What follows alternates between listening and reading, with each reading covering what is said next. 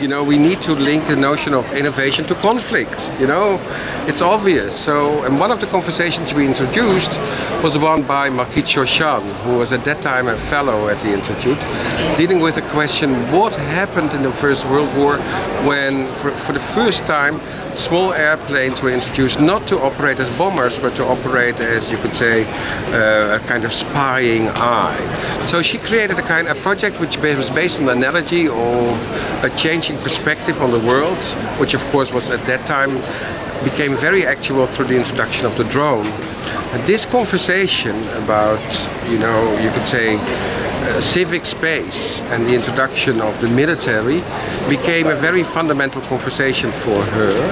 And at a certain moment she came back after all kinds of other type of research and she said, Gustav, there's a fundamental change going on. Nowadays, cities and conflict have been intrinsically linked. And I said, why? Why is it? Well, one time, wars were fought somewhere at a potato field in Waterloo, but now they're really, injected into the urban structure itself. And this has huge consequences. And I said, well, okay, but what do you really mean? And she said, well, not only that therefore the conflict of war has been introduced, but also the peace mission, which is linked, you could say the flip of the coin, has also been introduced into the city. And with that narrative, a huge conversation can be introduced, namely based to the fact that with those peace missions, and she tells you in this particular presentation that there are more than 170 in the Sahel alone. Can you imagine more than 170 UN peace missions in the Sahel alone?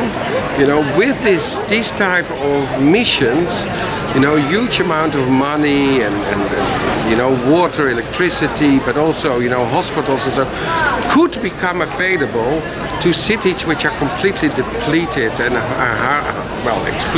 explicitly out of balance. So she said, I would like to research, especially at the time that we are suffering, that refugees are suffering so hugely, and there are such huge influxes in Europe, by not addressing this question of, you could say, mobility in either the Netherlands or in Germany, but to address this question in the Sahel, for instance, as one of the places where people have to move their homes and houses and are looking for a better life. And so she came up with an analysis, and the first thing she saw is that places like the Sahel have become hugely vulnerable because of a huger conflict. And these conflicts have to do either with raw materials, of all kinds of other resources, but very fundamentally with climate change.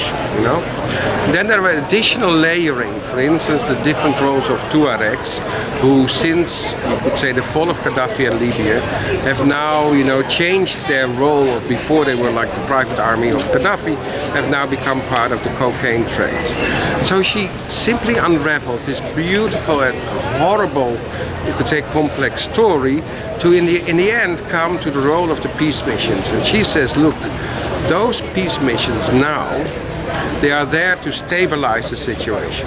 That's great, that's fantastic. But they can also become a catalyst for local development.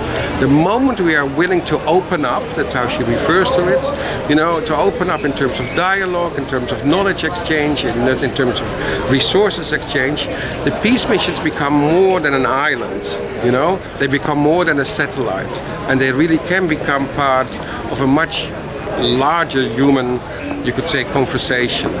And interestingly enough, when she set up, you could say, both the research, but also, you could say, the possible way through which you can deal in terms of design with these questions, the Ministry of Defense in the Netherlands became very interested because the UN is developing a kind of strategy around 3Ds, defense, diplomacy. They're quite, and what she says, let's add a fourth D. And that's the D of design.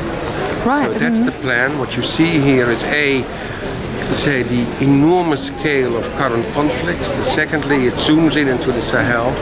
Thirdly, she tries to add all kinds of storylines about people's experiences there. And then fourthly, she presents 4 stages through which a closed-off compound can become an intrinsic part of the city.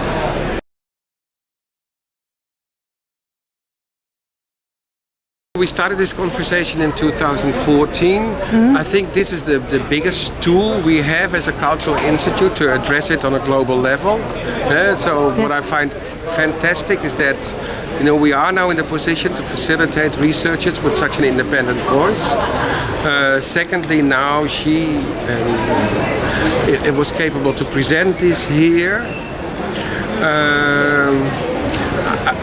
What I really hope that with this exhibition, a conversation with both the UN, but also you could say various layers of politicians could start up in order also to address this question at another scale level.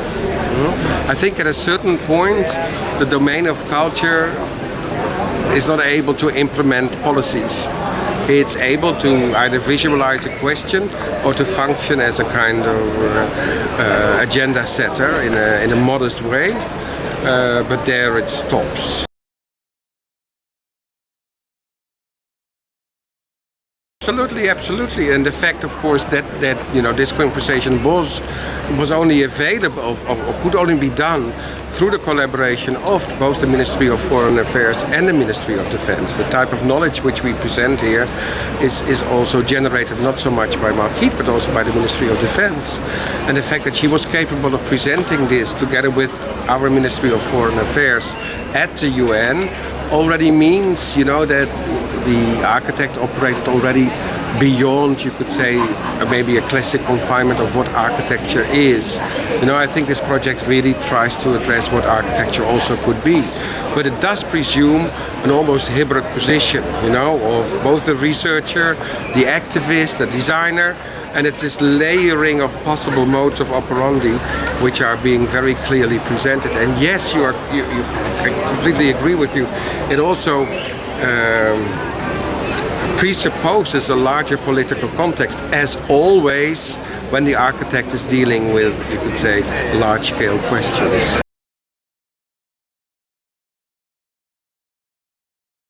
It is quite rare what we achieved, also for us. Yeah, very much. Yeah.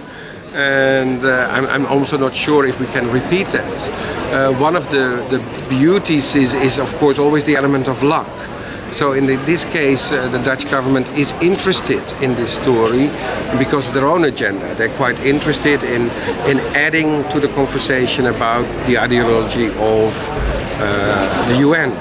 And they are interested in introducing, you could say, design thinking as part of that ideology.